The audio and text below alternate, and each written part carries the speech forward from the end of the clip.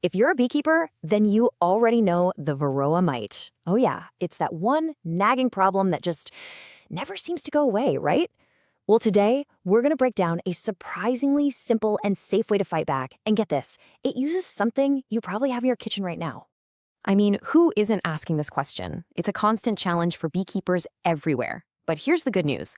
Battling Varroa mites doesn't always have to mean using harsh or super expensive chemicals.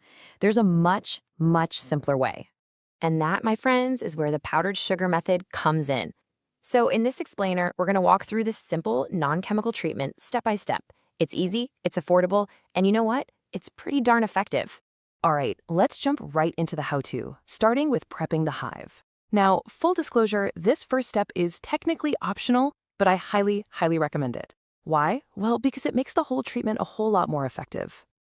The process is about as easy as it gets. First, just grab a sheet of paper, a piece of sturdy cardboard, or even some thin plastic.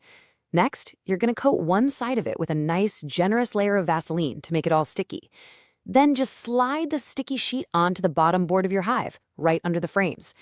The whole point of this is to create a little trap to catch any of those mites that fall off the bees during the treatment.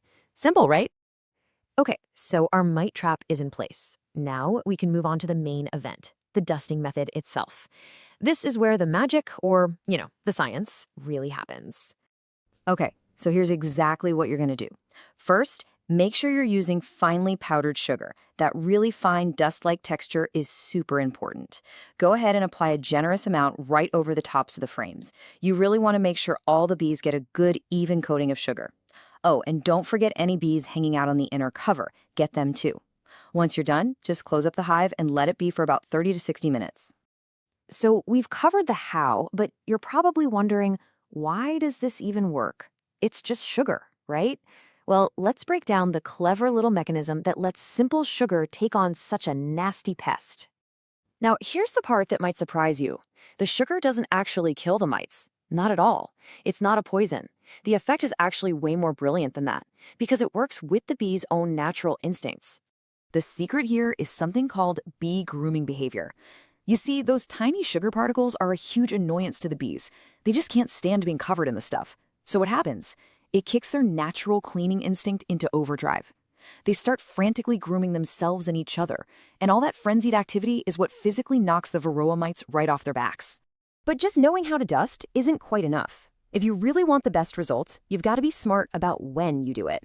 Seriously, with this method, timing is everything. You want to treat the hive when it's packed. So that means either early in the morning before the foraging bees head out for the day, or late in the evening after they've all come home. That way, you're treating the maximum number of bees possible. And here's a big one. This is not a one-and-done kind of deal. You've got to repeat the treatment at least 3 times. And you want to leave about 1 week in between each treatment. That weekly schedule is crucial for disrupting the mite's life cycle. So, you've done the prep, you've done the dusting, you've timed it all perfectly. So what now? What kind of results can you actually expect to see? Let's talk numbers and have a little reality check. Believe it or not, in some cases, this method can be up to 80% effective. Now think about that. For a treatment that's completely non-chemical, super cheap, and totally safe for your honey, knocking down your mite load by 80%, that is an absolutely fantastic result. So let's break down the pros and cons just so you have the full picture. On the plus side, it's totally safe for your bees and your honey. It costs next to nothing, and it's so simple any beekeeper can do it. Now, on the flip side, it's not a silver bullet. It's not going to be 100% effective. And while it is very safe, that fine dust can, in some cases, cause a very minor loss of bees, though typically the numbers are incredibly low. And that leads us to a really important point. As the source material puts it, the number of repetitions depends on the level of infestation in the hive. What this means is you can't just follow a rigid one-size-fits-all formula. If you've got a really heavy infestation, you might need to do more than 3 treatments. The key is to keep an eye on your hive and adjust your plan as needed. So when you get right down to it, the powdered sugar method is a really powerful, safe, and low-cost tool to have in your beekeeping toolkit. It's an excellent first line of defense against those nasty Varroa mites. The only question left is this the right next step for protecting your hive?